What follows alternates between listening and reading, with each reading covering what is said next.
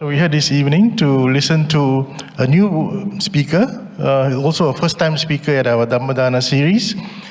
This is Professor Asanga Tilakaratne. Now he's a very well sought after, a very prominent professor. He's in demand. He's traveling all over the world, giving lectures, attending universities and managing a lot of programs throughout the world. He's just come back from Malacca, where he had a 2-day stint in Malacca at the Sekya Inn Temple. Now, Professor Asanga has a long-serving career of teaching and research where he has contributed in many major capacities. He received his PhD from the University of Hawaii in USA and was formerly the Senior Chair Professor of the Pali and Buddhist Studies and Founder Head of the Department of Buddhist Studies, University of Colombo. He was also the visiting professor in the School of Buddhist Studies, Philosophy and Comparative Religions in the Nalanda University in Bihar, India. He also served as a visiting professor at Sitagu International Buddhist Academy in Myanmar. He's also the visiting professor at Yonsei University in South Korea, visiting professor at the Otago University in New Zealand, and also a visiting professor at the Savitribai Phule Pune University in India. He's also the recipient of many prizes and awards and fellowships, like the following to name a few: the Gunapala Senadira Prize for securing the highest score in Buddhist Studies, the Commonwealth Fellowship at Oriental Institute of the Oxford University, Research Excellence Award in Humanities, Arts and Humanities of the University of Colombo. He has published both English and Sinhala and has had more than 150 papers on Buddhist studies.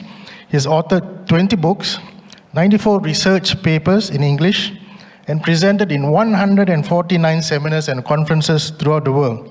And he has supervised 20 doctoral students so far. That's how valuable he is to us in the Buddhist circles. He's also served as editor and chairman in many research publications. The list goes long, very long, so the professor asked me to cut it down, so this is the essence of some of the important highlights of his career. So without much ado, I would now like to invite Professor Asanga to start this evening sharing, entitled The Buddha's Guidance to Achieve Peace and Happiness. Professor? Very good evening to everybody. Leslie, thank you very much for this very elaborate introduction. It's always very difficult to live up to when you are given that kind of very long introduction, but let me try my best. First of all, I'm happy that I'm here, and also I thank the Vihara committee organization for asking me to be here and deliver these two speeches, one today and the other one on Sunday. So thank you so much for inviting. Of course, I will be talking to you on Buddha's guidance to achieve peace and happiness, and then Sunday I will be speaking on the Buddhist concept of well-being. Well-being and also peace and happiness, these are interrelated things. But of course, I will try to talk about peace and happiness today, but when I will be speaking on well-being, again, I will be referring to some of the aspects I have been talking here. Now, what I would like to do is maybe I will take around 40-45 minutes to go through this PowerPoint presentation and explain few things, and then subsequently you can ask any questions, and then we can have a discussion. The key message of Buddhism is that human beings can attain ultimate peace and happiness in nirvana, which is extinguishment of all types of fires. Fires or burnings caused by defilements. Now, we know that this is the fundamental idea of Buddhism. We talk about nirvana. And also there is quite a lot philosophical discussions on what nirvana is. I'm not going to go into these philosophical discussions, but one very important factor about nirvana is when we look at the etymology, what is the original meaning of this word nirvana? In Pali we say nibbana. In fact, it is rooted on the metaphor of fire. So the nibbana or nirvana indicates that a fire is blown out. Fire is extinguished. So this is the basic idea. Now, I'm sure you know that when the Buddha attained his Buddhahood, he addressed the 5 early friends and taught Dhammacakkappavattana Sutta. Subsequently, Buddha taught the sutta called Aditta Pariyaya Sutta. Now, Aditta Pariyaya Sutta means actually the world is in flames, world is in fire. So this fire metaphor and the concept of nirvana go together. So in other words, nirvana indicates the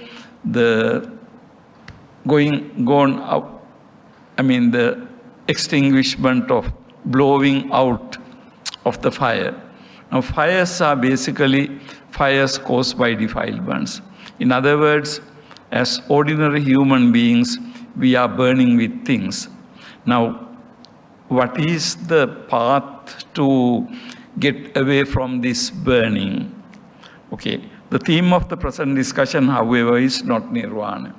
I don't want to go into an abstruse discussion on nirvana, but I will be talking about something before that, not in nirvana. It's a peace and happiness to be achieved in this life itself, before attaining the final and ultimate peace and happiness. So what I would be talking to you today is not really the ultimate happiness of nirvana. Having said that, it is at the same time I should say that if I give an impression that nirvana cannot be achieved in this life, that is wrong. Okay? I mean, the nirvana is ultimately something to be achieved in one's present life. Now, maybe perhaps we are not able to achieve it in this present life. Nevertheless, I mean, if we achieve it, or when we achieve it, we will be achieving it within that particular life. In other words, nirvana does not mean something we get after the death. Now, of course, in religions, we know that we talk about heaven forever, and then we are born after the death. So actually, the idea is that your present life is a misery, and then therefore, after your death, you will be born in heaven. So the idea in many religions is that there is a critique about the present existence, and then you are promised where there will never be any suffering, but that comes after your death. However, the very interesting fact in Buddhism is that nirvana ultimately is something we achieve within this life itself. Now, again, if I may take you to the origin of Buddhism story, when the Buddha attained arahanthood, we know that according to the story, his early friends left him, thinking that he got it wrong. But however, Buddha tried on his own and followed the middle path and then achieved Buddhahood. Having achieved it, then he thought that, okay, I achieved it, then what should I do? I should teach it to the others. And then he thought about the possible people to whom he could teach. Various people came. Finally, his early 5 friends came into his mind. And Buddha had a very hard time in convincing them, actually, because they didn't want to admit that Buddha had really achieved Buddhahood. Anyway, the point I like to stress is that when the Buddha met them for the first time, in our text, there is a very interesting expression Buddha uttered.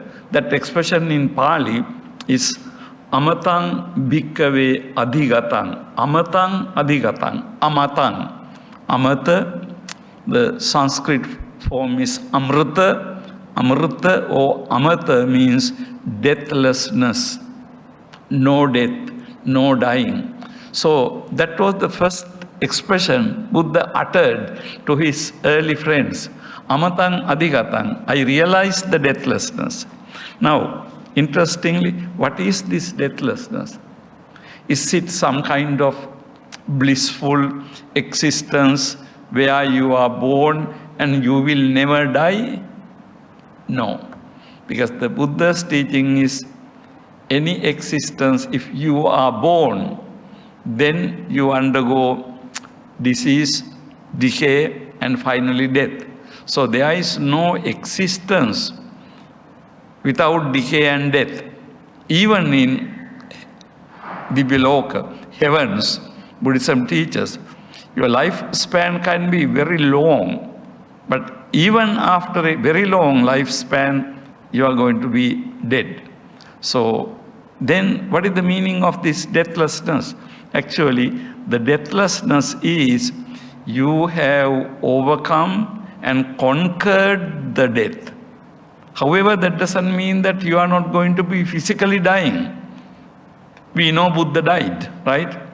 And all the Arahants died. They are not living forever. So Buddha died. We call it Parinirvana, Maha Parinirvana. But what it means is really Buddha passed away. So deathlessness as a concept means not really physical immortality. It is not physical immortality, but it is the conquest of the dreadfulness of death. In other words, death is not a death anymore. Not only that, old age is not an old age anymore. Disease is not a disease anymore. Now what it means is, now if we look at ourselves, we are really scared of death. We don't want to die. And then very often, people say that I never think about it. Or some people say that whenever I think about it, my whole world collapses around me. So I don't want to think about it. However, the interesting thing is, whether we think about it or not, it will come to us. Whether we think about it or not, the old age will come to us. Then, what is the intelligent person's choice? What should an intelligent person should do? Actually, understand the death. And then finally, through that, you conquer it psychologically. Not that physical death is not going to come, but you are not scared. You are not dying before your actual death. So you accept death as a reality. However, with our own practice, we can come to some level of accepting death. Although, as ordinary human beings, in Buddhist word, putujjana, we are scared of it. We don't want it.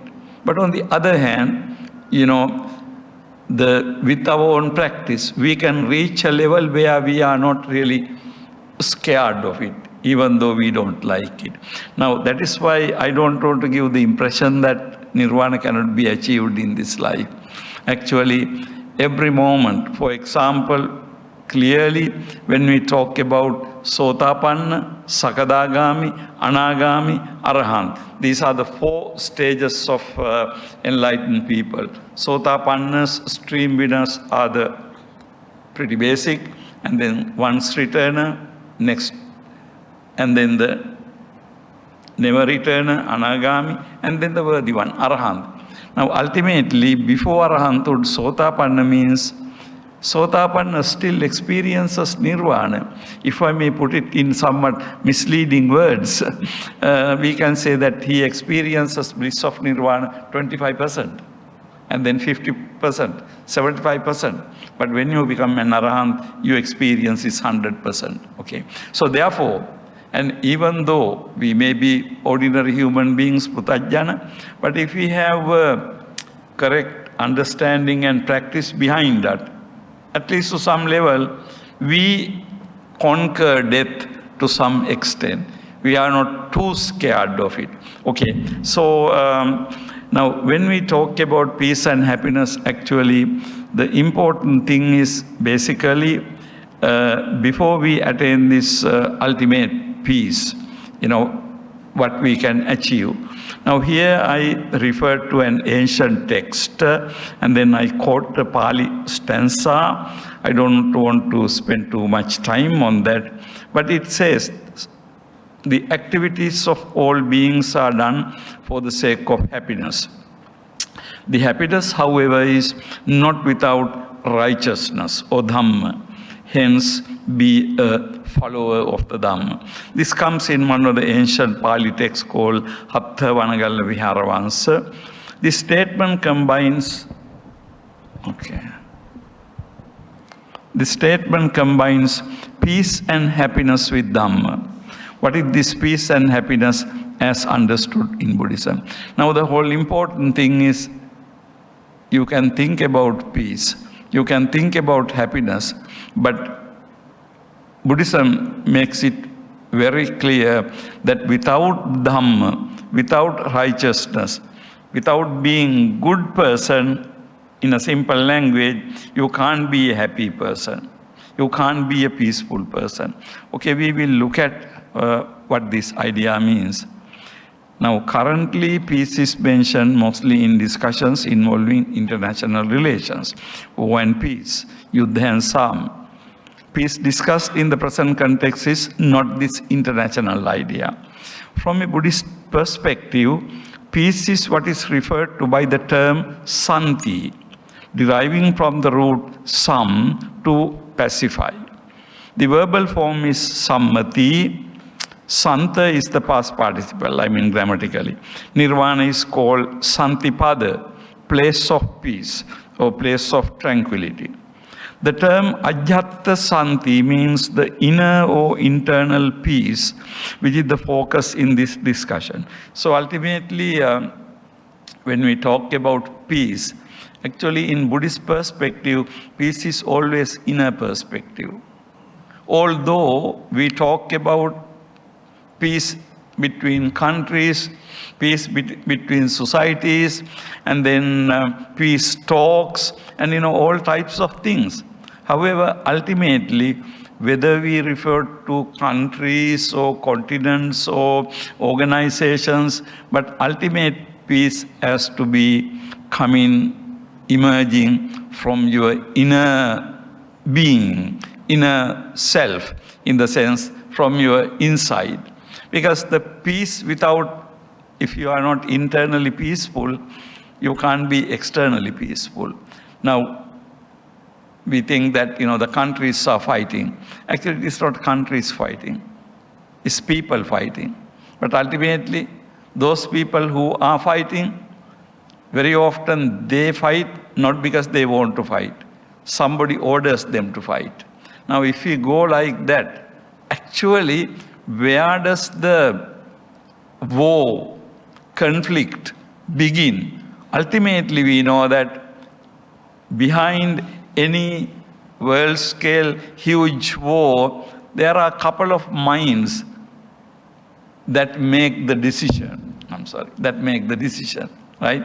So, if those people who make decision are peaceful, then they will go for other ways of finding the solution to their problem. But simply because people go look for solutions through killing and fighting, without going into geopolitics and all these things, just let me tell you, what is going on today in the Middle East. It looks like that both parties think that you can annihilate the other party and be peaceful. But do you think is it possible? No. You can never achieve peace by completely annihilating. You will not be able to annihilate the other party. And then from generation to generation, these people will be, even who are infant today, will be fighting another 15, 20 years. So, ultimately what the Buddha said. So the inner peace is basically inner peace in that sense. In Buddhist perspective, peace is a state of mind. It's a quality of our inner being. It does not arise automatically. It has to be cultivated. Okay. So the peace doesn't arise automatically, because we know that through our samsaric conditioning, we are more prone to be aggressive, right? So therefore, now for example, everybody knows Karanimatta Sutta, discourse on practicing loving kindness, is perhaps the greatest statement of inner peace. Ultimately, being able to wish, may all beings be happy. Sabbe satta bhavantu sukhitatta. Now, this statement, of course, when you see the statement in here, it sounds pretty simple. But whether you can wholeheartedly say, Sabbe satta bhavantu sukhitatta, may all beings be happy, I think it's something remarkable. Now, Karanimatta Sutta, I don't want to go into details of because you know it. But the moment it says, Manasang bhavaye aparimanang. What is the Manasang bhavaye aparimanang? Parimana means limit. Manasang bhavaye aparimana. Aparimana means without limit. So, the Sutta asks us to develop unlimited mind without boundaries. Now, without boundaries means, now we know in society we have a lot of boundaries. Men and women, one's own people and other people, one's own country people and other country people, one's own religious people and other religious people, and so on. We have so many barriers. Now, unlimited mind means you go beyond all those limits and then you spread metta. Now again, look at the word used, not sabbe manussa, not all human beings, but sabbe satta. Sabbe satta means beings, all beings. Now it means that all living beings. In English language, sometimes we use the term all sentient beings. So all living beings. So the whole idea, actually, Karanimatta Sutta is very easily available to us. That's very good. However, there is a bad part for it. The bad part of it is that simply because it is so easily available, we have really not seen the true essence of this discourse. If you really reflect on that, you will see that, according to my knowledge and experience, I can say that that is the best example, or that is the best expression of universal love anywhere, in any religion, in any language. You don't get a comparable statement of love anywhere in the world. Of course, doesn't mean that I know, I've gone through every religious literature, but to my knowledge, nothing like that in the entire universe, you see. However, the important thing is, when we say, may all beings be happy, that unlimited mind is the most important thing. Again, in the practice, what happens is, we have a formula. In this formula, we say, may all beings be happy. And then we say that without any difficulty, right? Because it is simply a formula. We say that without any difficulty. But the issue is this. When you say sabbe satta, all beings do not have a name. All beings do not have a face. So it is very easy for you to say, may all beings be happy. However, can you say that particular being be happy? Who has a name? Who has a face? Now, this is the most difficult test. If I can think about all people, if I don't have a barrier in my mind about thinking that particular being, X, Y, Z, should be happy, should not have any problem, should be healthy, should be lucky, should be peaceful. Now, this is really the metta. So, what I'm trying to drive at is, ultimately, Sabbe Satta Bhavantu Sukhitatta is the highest level. But before reaching that very highest level, we must be able to say this thing to people who are living with you, your mother and father, brothers and sisters. And you must be able to say that to your neighbor. You that must be able to say the people who are living in your condominium or building or street. Now, it has to go like that.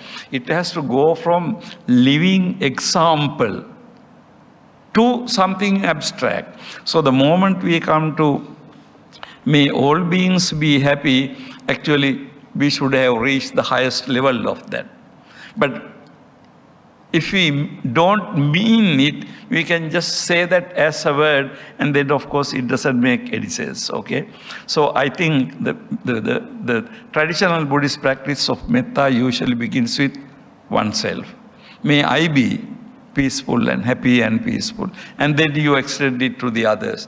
And finally, you extend it to even to the people whom you don't like. Now it is quite natural thing that there can be in our life people whom we do not like, or there can be people, they don't like me, right? It is quite natural. However, the important thing is this: okay, I don't agree with that person, but I don't want to wish anything dreadful or bad to that person. So these are two different things. But still it doesn't mean that I will not be going associating with that person. Okay?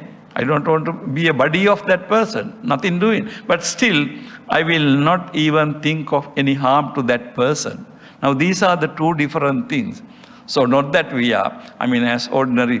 Now when we talk about the Buddha, it is very clearly said that Buddha did not have a distinction between his own son Rahula and also Devadatta, also Angulimala, who came to kill him. So, ordinary human beings like you and me, I think this is a very far cry, of course. But ultimately, achievable thing for an ordinary human being is think about a person, even if you don't like that person, or even if that person doesn't like you, if you can really think that, no, I don't want to think of any harmful thing about that person. I don't want him to meet with an accident. I don't want his children to undergo this. So something like that, it is possible. Okay, so so the Karani Metta Sutta represents that type of the ultimate happiness.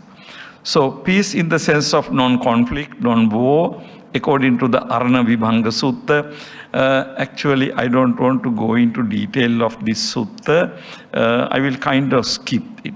But the importance of this sutta is, name of the sutta is Arana Vibhanga, Arana. In Pali language, Rana means war or conflict. So, Rana means absence of war or absence of conflict. So, in this discourse, Buddha analyzes absence of conflict. And then he goes on listing several factors. He begins with two extremes of life, and then he goes to how to use language, how to use communication, and so on. So ultimately, Buddha says one should speak unhurriedly, not hurriedly, and one should not insist in local language, and one should not override normal usage. Now, I don't want to go into details of these things, but simply what it means is, in our both behavior, physical behavior and verbal behavior, we need to be peaceful. Now, in physical behavior, we become rough sometimes. And even sometimes more importantly, in our verbal behavior, we become very aggressive in our language. So here Buddha says that ultimately, if we are thinking about the arana or absence of conflict, We need to be watchful about our own, particularly physical behavior and also subsequently verbal behavior, use of language. Okay, so that pha is basically for peace. So in other words, you become peaceful in your inner self. So now coming to happiness, the concept of sukha, again, prime aim of Buddhism. Exactly the scheme of the Four Noble Truths, suffering, the opposite of happiness, is the central theme. The Buddhism characterizes ordinary people as desirous of happiness, despising pain, wanting to live and not wanting to die. So this is the ordinary nature. So we don't need to really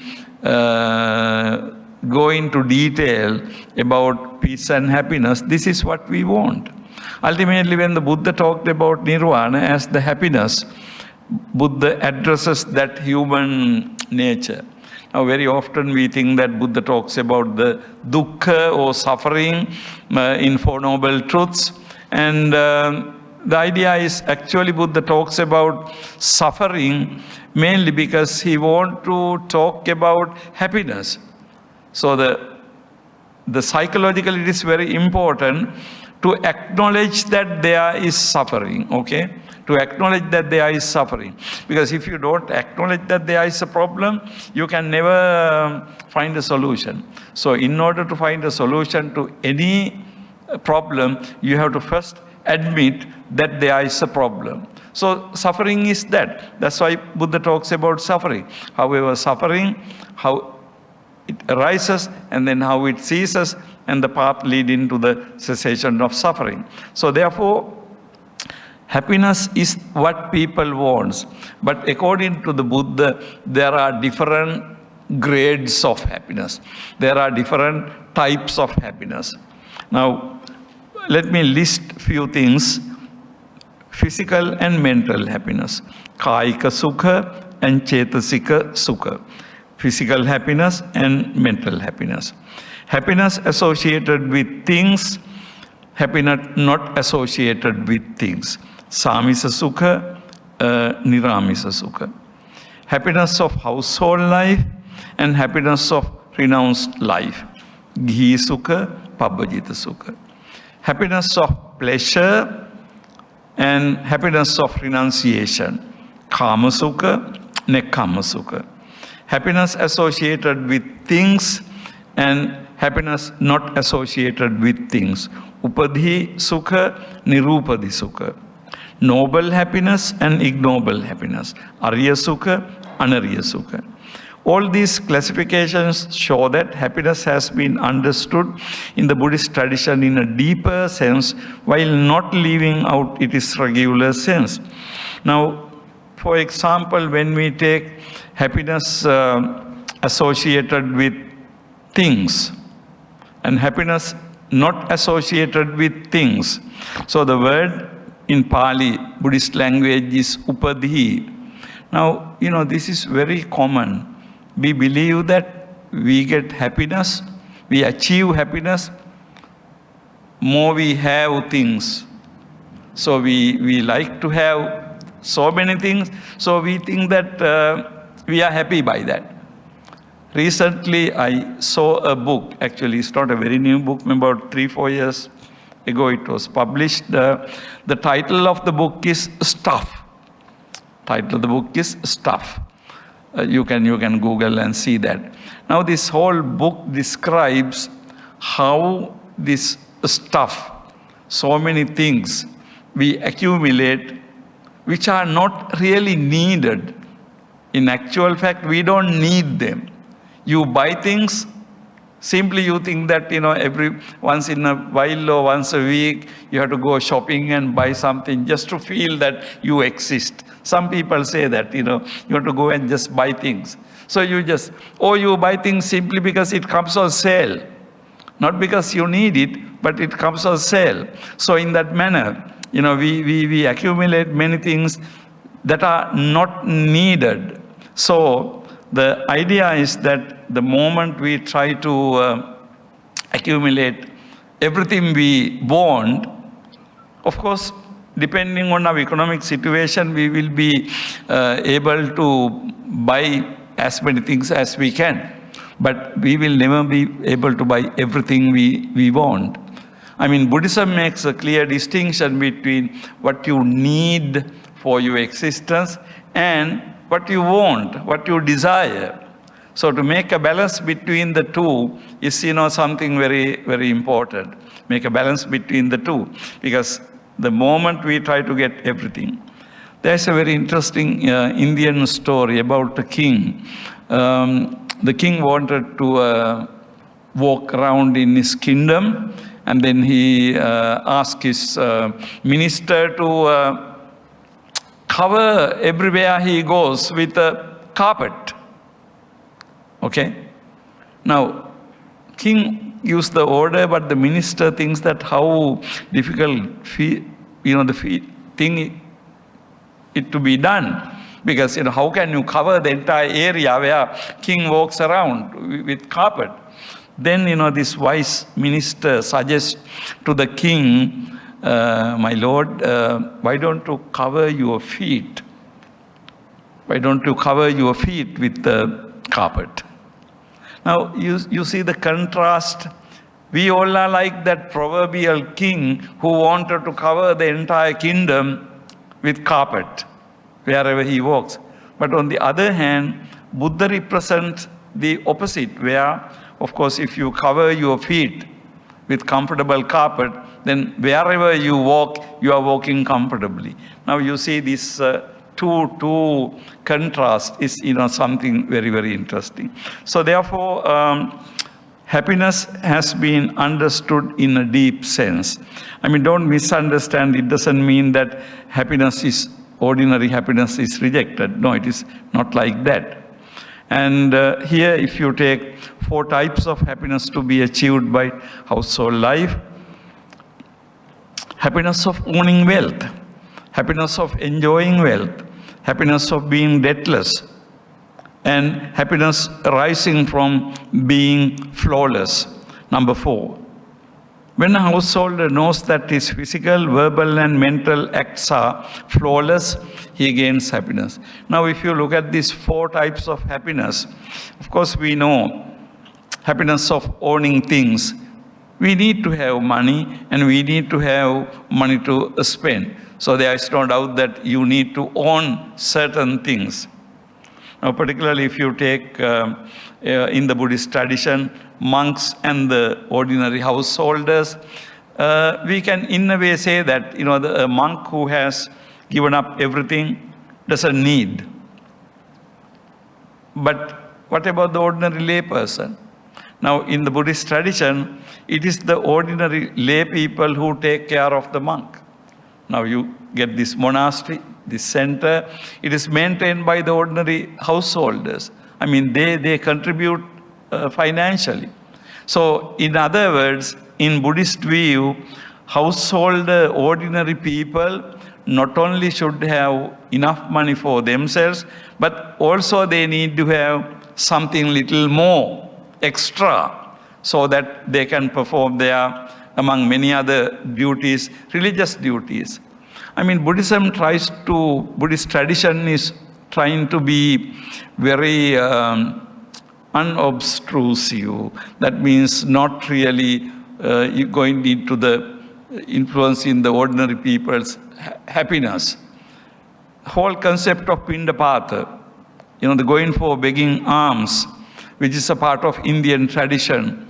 You see that, it happens in a manner that you are not forcing. A Buddhist monk who comes with the alms bowl is not somebody forcing you to give something.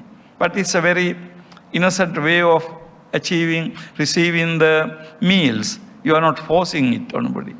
Now, if you have been to a country like Myanmar or Thailand, particularly Myanmar, you can see that in the early morning, practically hundreds of monks hit the road in the early morning.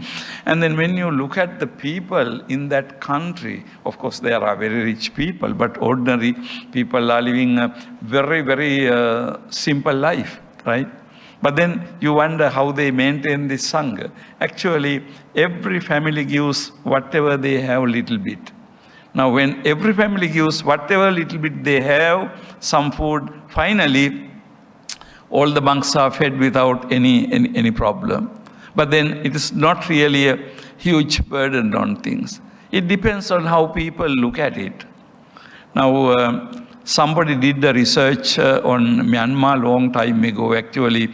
So there's a very well-known work done by an American or English professor in 1960s. In his research, he discovered that practically all Burmese people, whether they are rich or poor, spend whatever their income, 35% of their income on religion. I mean, that's an amazing number. Now, of course, that work was written in 1960s. I mean, more recently, a couple of years ago, I was in Myanmar, and I was in the evening, I went to pay homage to Shwedagong, and then after going around and offering flowers, I was seated by one side and with another, my Myanmar friend. And then we saw that whole group of people, about 30, 40 people, they were saying something and going around the Dagab. Then I asked from my friend, what are they saying? When you look at those people, I could see that they look very ordinary. I mean, they are not very fabulously dressed or anything like that. So they look very ordinary. And then I asked this friend, why? What are they announcing or saying? Then he said, now these people come from a faraway village. And then what they had done was they had collected about, I don't remember, 3 or 4 kilograms of gold. Okay, 3 or 4, exactly I don't remember, but 3 or 4 kilograms of gold they had collected. As you know, Shwedagong is gold plated. So, people offer whatever the gold stuff they have. Now, these villagers have collected 3 or 4 kilos of gold and then offered it. Now, they go around the Dagab announcing that to Anumodana, to enjoy, rejoice it to others. I thought, my God, this is really very interesting. Now, if they kept that amount of kilos of gold to themselves, they will be very rich, really, materially. But look at how they perceived it. So rather than, of course, I am sure they are not starving or anything like that. They are ordinary people who had their means of living. But they thought it is more important for them to collect this amount of gold and offer it to the Dagab. So I thought, this is something very, very interesting, the way people look at it. Now, the very important thing here is ultimately this 4th number, happiness arising from being flawless. Whatever you do, ultimately, you have to face your own conscience. Once you face your own conscience, if your own conscience does not prick you, does not trouble you, then of course you are happy. Because we know that, we can get rich and richer by so many means. And then maybe even the outside world does not know that. Outside world will say to you, you are a great person, you are a good person. However, in my own, I know that whether I am a good person or not, because I can't really escape my own conscience. So the most important thing, most important happiness in Buddhism is ultimately number 4. Of course, Buddhism doesn't forget number 1, 2, and 3. Number 1 is important, number 2 is important, but ultimately people have to have number 4. So Buddhism makes it very clear that number 4, or this happiness arising from that, is is the most important thing. Now, the Buddhist discussion on happiness shows that happiness in positive sense is prime aim of Buddhism. It further shows that it is focused on human suffering is not an end in itself, but a means to highlight the nature of human existence in order to find a solution. That is about the Four Noble Truths. This analysis further shows that the Buddhist concept of happiness goes beyond ordinary concept of happiness, with which people are working, and even many religions are upholding. Now, what it means is actually we are thinking of a concept of happiness where we get abundance, and then where we get perpetual enjoyment of this happiness. Now, this is why this whole concept of heaven, everlasting heaven, this concept is found in many religions. I mean, in Buddhism, we know that there is a concept of heaven and also there is a concept of hell. But both hell and heaven are not everlasting. You will be born in heaven as a result of your good deed, but at the end of the impact of that good deed, you will be coming back. And also, according to Buddhism, you will be born in apaya or hell, hellish state. But again, after the strength of that evil deed is gone, people will be coming back. So nothing is everlasting in Buddhism. However, it's a very popular concept in religions all over the world that there is an everlasting happiness, that once you are born, you will be happy ever after. But think about it. If you think about it a little bit deeply, you will think that it is not as beautiful as it seems. Suppose you are born in everlasting heaven, okay? Now, heaven is forever, means forever, okay? No end. Now, what if you get fed up with happiness? What if you get fed up with the divine pleasures?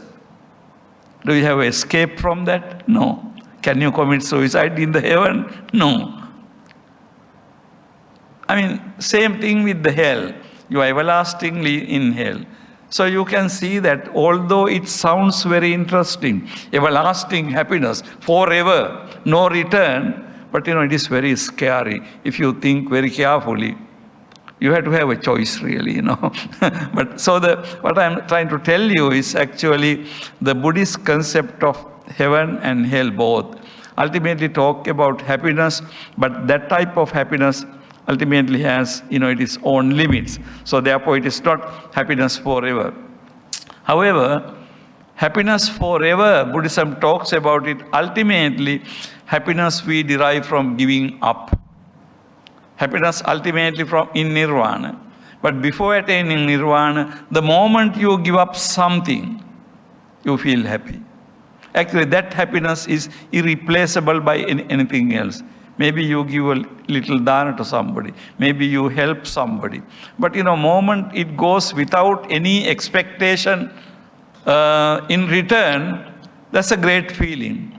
Otherwise, what happens is you do something and you expect something, even to be told thank you. But it's a burden on you because you are expecting something. So good things to be done without that expectation, then you become really happy. I mean, in our day-to-day life, again, this is a very, not a very easy thing to do. But that is what, I remember one time I was traveling, I think in somewhere in a European country, and unfortunately I had 3 suitcases with me. So, this train stops only for 1 or 2 minutes. They are very fast, stops and, goes right away.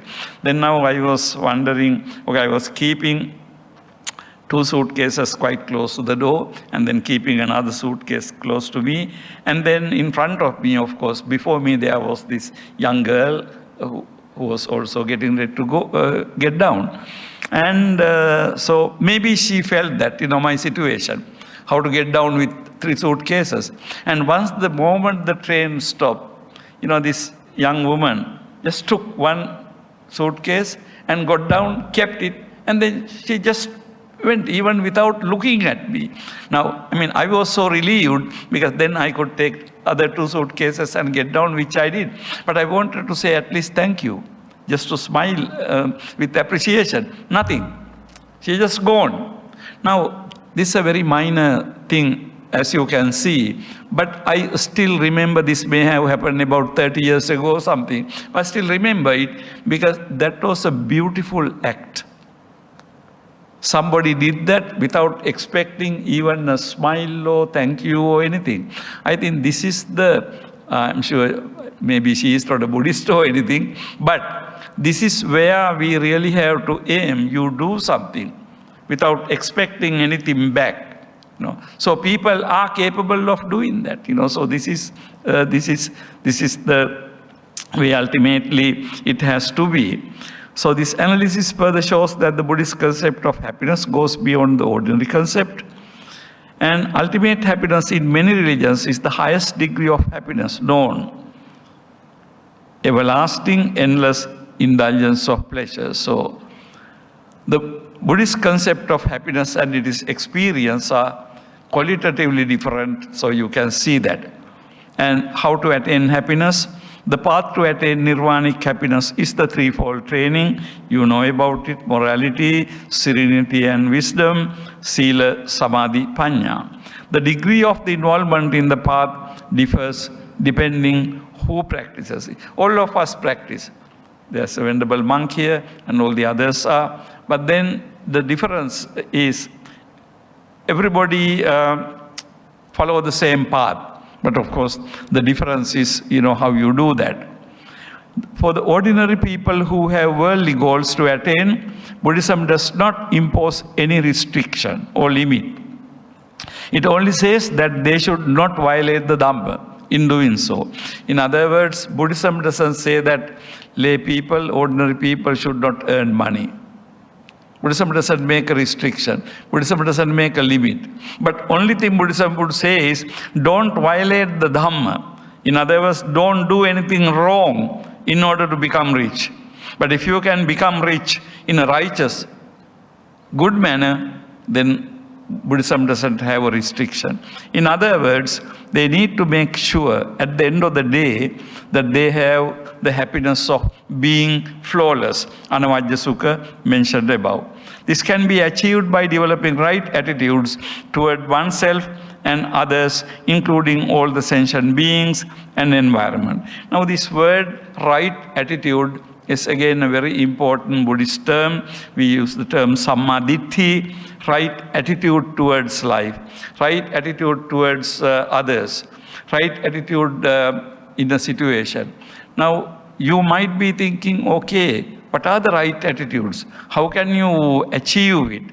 Actually, there is no one easy recipe for right attitudes. And also, you can't list, okay, this is the right attitude for this occasion or something. But so long as we have the right frame of mind, our attitude, our way of behavior, what we need to say, what we need to do, will be determined by that. So therefore, ultimately, you are taking into consideration yourself, others, and your environment and everything. So this is basically the right attitude you have to have. Now Buddha makes it very clear. Buddha gives a criterion where Buddha says that this comes in the Ambalattika Rahulavada Sutta in the Majjhima Nikaya. Buddha addresses his own son who became Rahula, the monastic member. Buddha says to Rahula, don't do anything if that is harmful to you, harmful to the other, harmful to both, don't do it. So, in that sense, ultimately our attitude has to be, when we do something, whether it harms me, whether it harms the other, whether it harms both. Actually, in my next lecture, I will talk a little bit more about it because we are running out of time now. So, the most notable aspect of the Buddhist concept of happiness is radically different character. While Buddhism recognizes happiness at both worldly and beyond the worldly levels, its particular contribution to the concept is adding it a moral dimension. Although it is not denied that people at all levels of inner development can be happy.